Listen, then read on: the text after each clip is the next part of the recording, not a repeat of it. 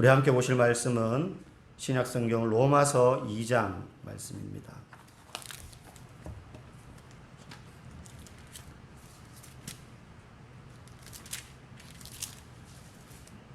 로마서 2장 12절 2장 12절부터 16절까지 말씀 한 절씩 교독하시고 16절은 같이 읽겠습니다. 무릇 율법 없이 범죄한 자는 또한 율법 없이 망하고 무릇 율법이 있고 범죄한 자는 율법으로 말미암아 심판을 받으리라. 하나님 앞에서 율법을 행하는 자가 의인이 아니요 오직 율법을 행하는 자가 의롭다 하심을 얻으리니 율법 없는 이방인이 본성으로 율법의 일을 행할 때에는 이 사람은 율법이 없어도 자기가 자기에게 율법이 되나니 이런 이들은 그 양심이 진짜되어 그 생각들에서 혹은 고발하며 혹은 변명하여 그 마음에 새긴 율법의 행위를 나타내느니라. 곧 나의 복음에 이른 바와 같이 하나님이 예수 그리스도로 말미암아 사람들의 은밀한 것을 심판하시는 그날이라. 아멘. 오늘 말씀의 제목은 하나님을 피해 달아나는 두 가지 방법이라는 제목으로 함께 은혜 나누기를 원합니다. 지난 시간에 우리는 요나가 하나님의 명령을 들었지만 선지자임에도 불구하고 그 명령에 불순종하여 하나님을 피해 달아나는 장면을 우리가 보았습니다. 왜냐하면 선지자이지만 자기가 생각하고 있는 하나님과 실제 자기에게 명령하셨던 그 하나님의 반응이 너무나 달랐기 때문입니다. 요나가 생각하는 하나님은 어떤 하나님이었습니까? 니느웨, 아수르의 수도, 그 잔인하고 포악하고 현재도 요나 당시에 자기 나라를 괴롭히고 그냥 고양이가 쥐를 가지고 놀듯이 그렇게 대하는 그 아수르의 수도인 니느웨 같은 저 악한 도시들, 당연히 하나님을 알지 못하는 또 백성입니다. 저런 도시는 그냥 멸망하게 내버려 둬야 된다라고 생각했습니다. 그런데 하나님이 요나를 통해서 회개할 수 있는 기회를 그들에게 주겠다고 하시자 받아들일 수가 없었던 거죠. 당연히 선지자이지만 또 이스라엘 백성으로서 받아들일 수가 없었던 겁니다. 그런데 지난주에도 말씀드렸지만 그게 진짜 하나님입니다. 하나님의 진짜 모습입니다. 요나가 생각하는 하나님은 요나가 만들어낸 신일 뿐이지 진짜 하나님의 모습과는 거리가 멀었어요. 그러니까 이해가 되지 않는 거죠. 내가 생각하는 하나님은 이런 말씀을 하시면 안 되는 분인데 어떻게 이런 말씀을 하시지? 그런데 선지자니까 자기에게 그 말씀을 하신 분이 하나님이라는 거 명확히 알겠어요. 부정할 수는 없어요. 그러니까 모순된다고 생각하니까 충돌하는 거죠.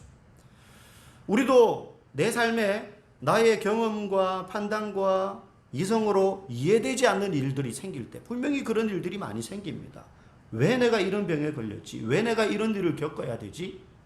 그런 경우들이 벌어질 때 우리는 하나님의 능력과 도대체 하나님의 선하심과 하나님의 사랑이 어디에 있는지 심지어 하나님의 존재에 대해서도 의심할 때가 있습니다. 왜냐하면 우리도 요나처럼 하나님이라면 이런 순간에 나에게 이렇게 하시면 안 되지.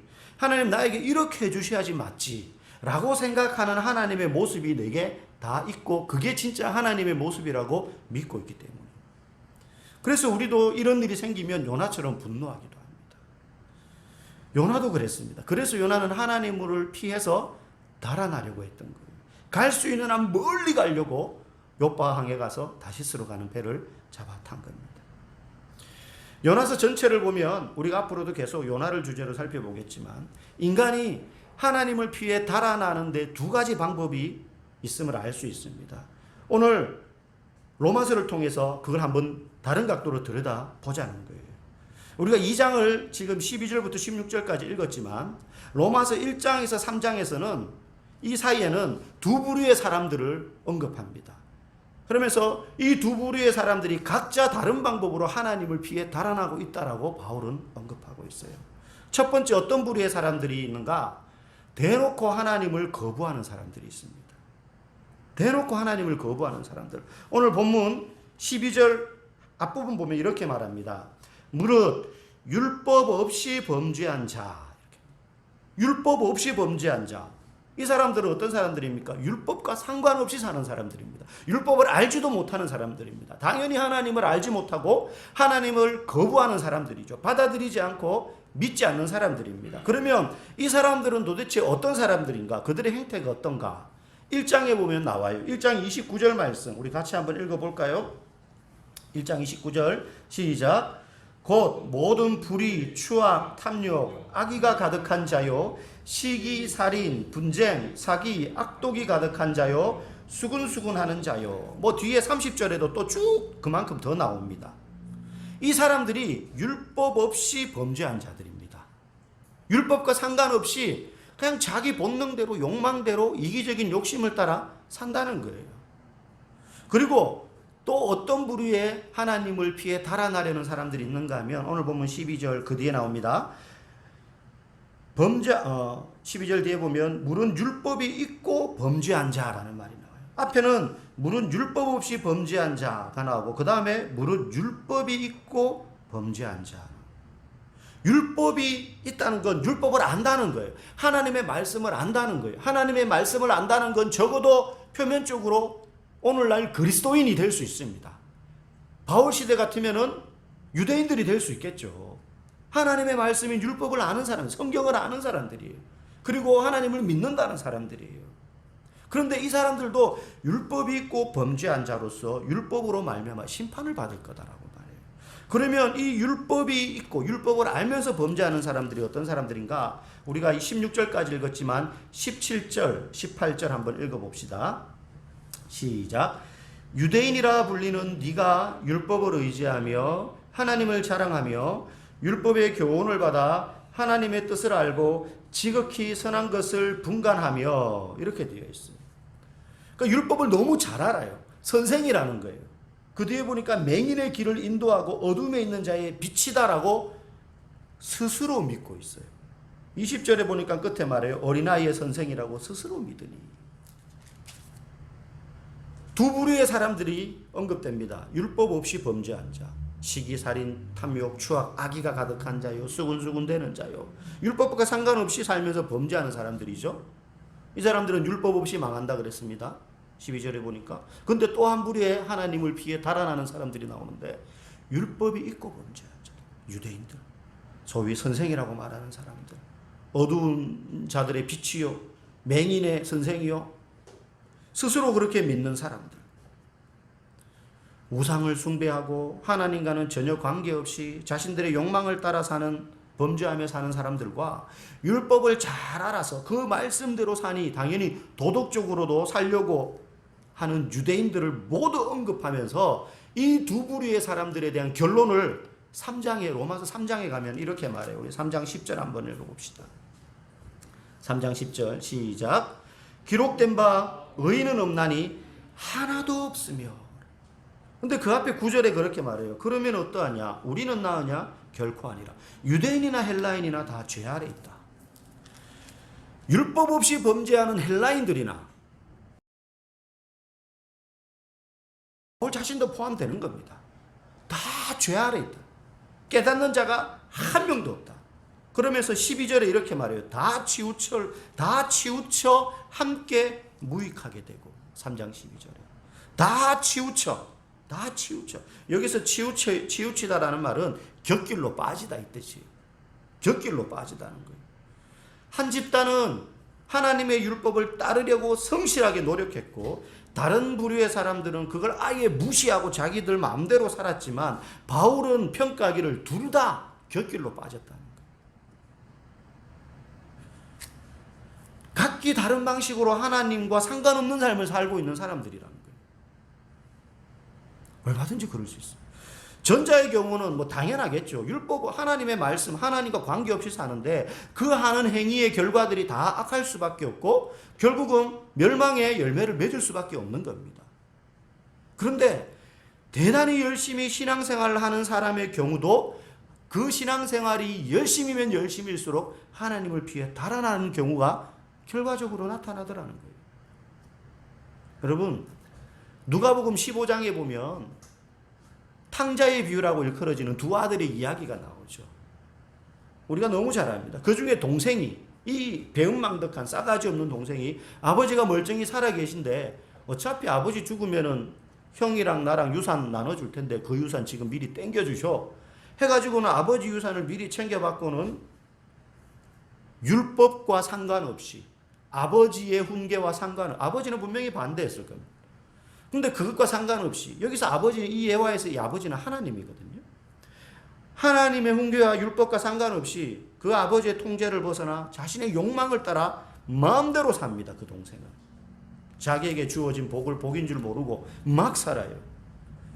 그런데 집안에 머물러 있던 그 형은 반대로 아버지에게 철저히 순종했습니다. 아버지가 시키면 시키는 대로 다 했어요. 말씀대로 살았어요.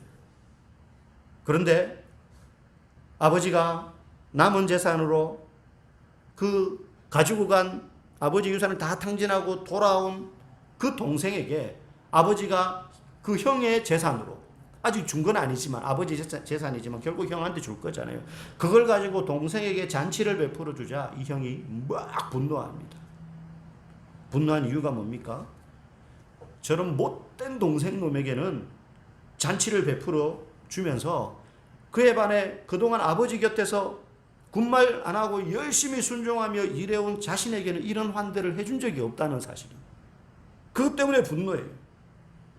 그런데 여러분 그 아들의 분노가 그럴 수 있지.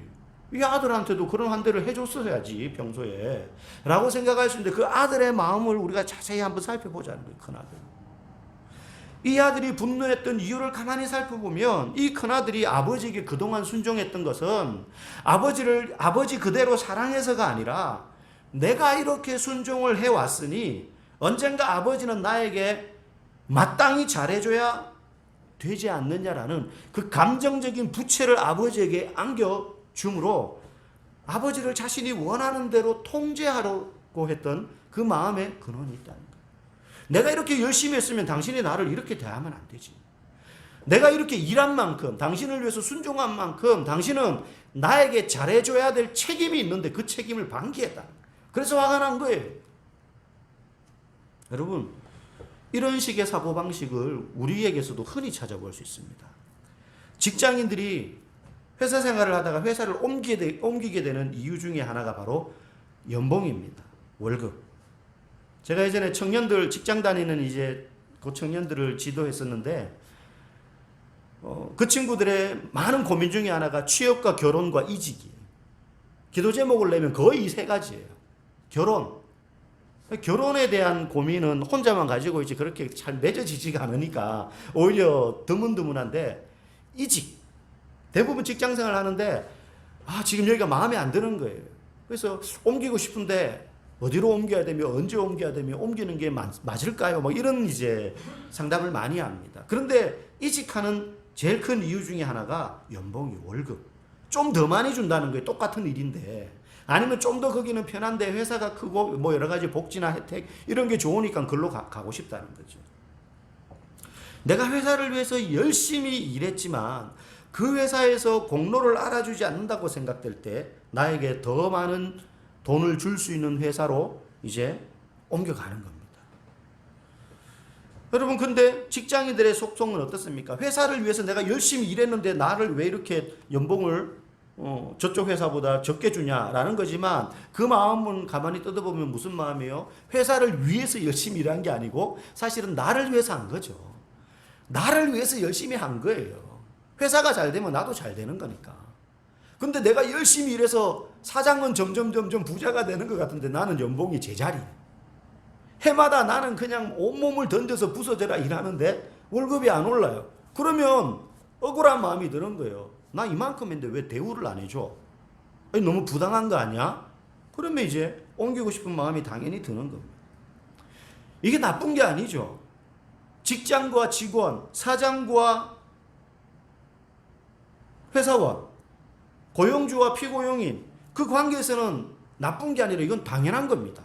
그렇게 계약을 맺은 거예요. 이만큼 이런 업무를 해주시면 이만큼 돈을 주겠습니다. 근데 내가 그거보다 더 했어. 열심히 일해가지고 회사에 이익을 많이 안겨줬어요. 더 전년도보다. 그럼 나도 그만큼 올라야 되는데 안 올라요. 그러면 당연히 요구할 수 있는 거죠. 더 주시오. 안 된다 그러면 그럼 난 더 주는 데 갈게. 이게 당연한 거예요. 기브 앤 테이크. 자본주의가 그렇죠. 일한 만큼 받지 못한다고 생각되니까 옮기는 거예요. 그런데요, 하나님과 성도 사이에는 이런 식으로 계약이 이루어진 관계가 아닙니다. 하나님과 성도의 사이의 계약은 사랑의 관계로 맺어진 계약이고, 그리고 이 계약조차도 기브 앤 테이크가 아니라 일방적인 하나님의 사랑으로 맺어진 관계예요. 우리가 하나님께 뭘 해드린 게 없어요. 아무리 뭘 한다고 헌신하고 봉사하고 주님의 말씀대로 내가 순종한다고 하지만 그게 내가 하나님으로부터 뭔가를 얻어낼 수 있는 대가가 될 수 없어요. 그걸로 하나님을 통제하거나 조정할 수 있는 게 아니라는 겁니다. 결국 아버지를 떠났던 이 동생 탕자는 말할 것도 없고 집안에 있었던 형조차도 이 두 아들 모두 다 아버지의 사랑을 깨닫지 못했던 거예요. 둘 다 아버지를 통제하고 그리고 아버지의 간섭을 통제를 벗어날 길을 열심히 찾고 있었을 뿐입니다. 하나들은 아버지의 규칙에 불순종함으로 율법 없이 삶으로, 하나들은 아버지의 규칙에 다 순종함으로 내가 이렇게 율법대로 말씀대로 다 살았으니까 해줘야 될 대우가 있는데 왜 안 해주냐 이거죠. 둘 다 결국은 한 사람은 율법 모르고 범죄했고 한 사람은 율법을 알고 범죄했어요. 이 형의 모습, 여기에 있는 우리 모두는 이 두 아들 중에 형에 더 가깝습니다. 이 형의 모습을 우리의 신앙생활에 대입해 보면 우리도 열심히 성경 읽고 열심히 예배드리고 교회 봉사를 하면서 말씀대로 살려고 노력하지만 이런 것들을 내가 최선을 다해서 주님을 위해서 군말 없이 다 했으니까 이제 하나님이 내게 갚으셔야 됩니다. 이제 하나님이 내가 원하는 이걸 줘야 됩니다. 하나님께는 그런 책임이 있습니다. 그렇게 하시지 않으면 저는 요나처럼 다 내팽개칠 거예요. 라고 생각하게 되는 거예요. 내가 이 정도 했으니까 나에게 이해 안 되는 나쁜 일이 생기면 안 되고 복을 주셔야 되는데 그게 하나님으로부터 하나님이 나에게 하셔야 될 이제 마땅한 책임인데 감사하는 기쁨, 기꺼운 마음으로 하는 순종, 사랑으로 하나님께 나아가는 것이 아니라 그런 마음으로 나의 헌신과 수고를 통해서 하나님을 통제하려고 하다 보니 결국 하나님과 멀어지는 결과가 나타납니다. 열심히 하면 할수록 내가 이렇게 헌신했는데 더 부족한가? 왜 내게 이런 일이 생기나? 결국 그런 마음을 품으면 우리는 요나와 다를 게 없습니다. 우리도 요나가 되는 거예요. 겉으로 순종하는 것처럼 보였어도 하나님이 아니라 나를 위해서 그렇게 순종한 격이 되는 거예요. 세상은 그럴 수 있어요. 이만큼 자네가 당신이 법을 잘 지켰고 성실히 납부했고 뭘 열심히 했으니까 거기에 대한 보상을 주는 게 맞아요. 하나님과의 관계에서는 그게 아니에요. 일방적으로 우리에게 사랑의 관계로 우리를 자녀로 불러주신 분이시에요. 하나님의 말씀대로 살려고 하면서도 우리가 생각하는 방식으로 우리를 대하시지 않는 것 같아 보이면 우리가 그동안 해왔던 순종과 헌신의 삶이 분노로 한순간에 바뀔 수 있는 거예요. 하나님이 나한테 어떻게 이렇게 할 수가 있어? 그리고는 하나님을 떠나는 겁니다. 여러분, 요나는 처음엔 동생처럼 굴었어요. 이 누가복음에 나오는 두 형제 중에. 하나님의 말씀에 적극적으로 불순종했고요. 회피하려고 했고요. 자기가 원하는 대로 하고 싶은 대로 하나님을 피해서 달아났습니다. 그런데 결국 큰 물고기 뱃속에서 회개하고 하나님의 은혜로 육지로 토해져서 돌아옵니다. 집을 떠났다가 회개하고 집으로 돌아온 동생과 같아요. 결국 아버지 앞으로 나왔습니다. 이게 요나서 1장 2장의 내용이에요.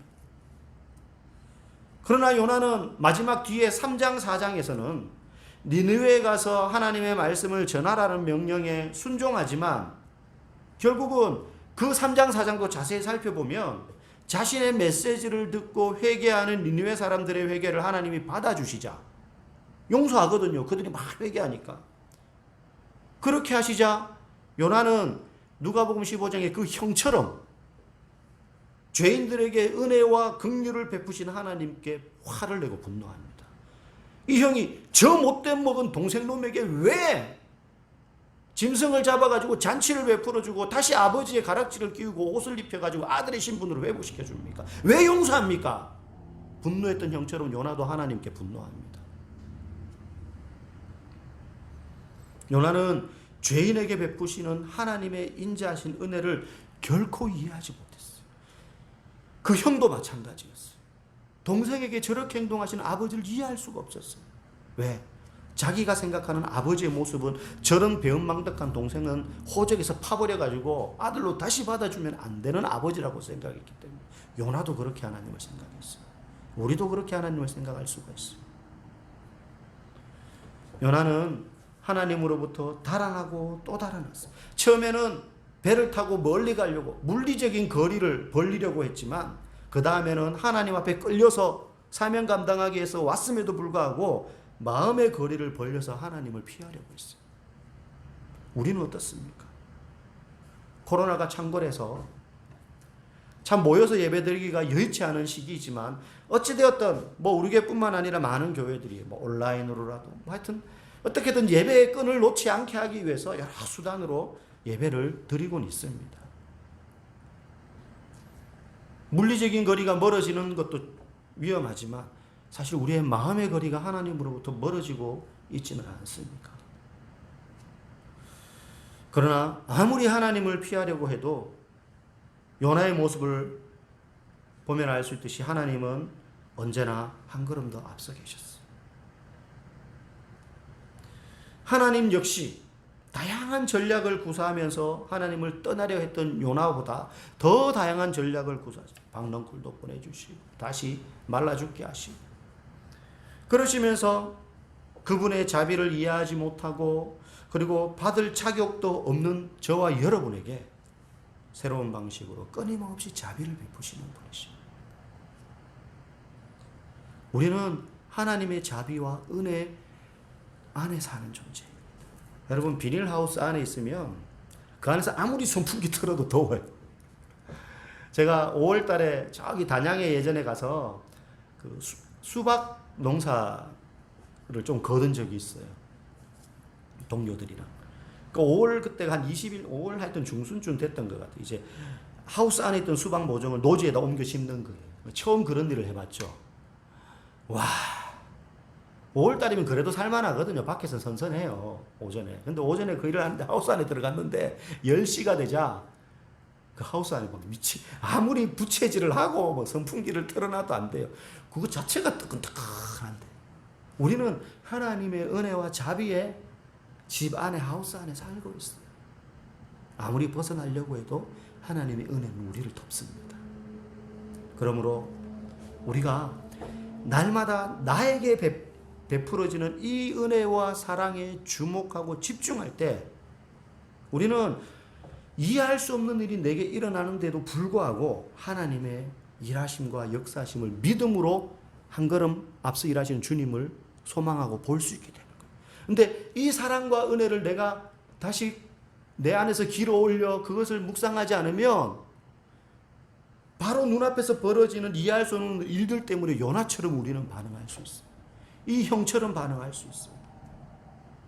때로 이해할 수 없는 일이 우리 앞에서 벌어지더라도 그래서 아무리 달아나려고 해도 우리보다 앞서 있는 것이 하나님의 자비와 사랑입니다. 마지막으로 시편 139편 말씀을 5절부터 10절 말씀을 제가 읽어드리겠습니다. 주께서 나의 앞뒤를 둘러싸시고 내게 안수하셨나이다. 이 지식이 내게 너무 기이하니 높아서 내가 능히 미치지 못하나이다. 이해가 안 된다는 거죠. 내가 주의 영을 떠나 어디로 가며 주의 앞에서 어디로 피하리까. 내가 하늘에 올라갈지라도 거기 계시며 스올에 내 자리를 펼지라도 거기 계시니이다. 앞서 가십니다. 내가 새벽 날개를 치며 바다 끝에 가서 거주할지라도 거기서도 주의 손이 나를 인도하시며 주의 오른손이 나를 붙드시리이다. 이 사랑이 저와 여러분들을 붙들고 있습니다. 이 힘들고 곤란한 시대, 이 시대에도 우리를 향하여 베풀어 주시는 주님의 자비와 은혜와 사랑이 저와 여러분의 가슴 가운데 늘 풍성이 넘쳐나고 있다는 사실을 우리가 날마다 기억하며 이 환란의 시대를 믿음으로 승리하며 살아가시는 우리 모든 믿음의 성도들 될 수 있기를 주님의 이름으로 축복합니다. 기도하겠습니다.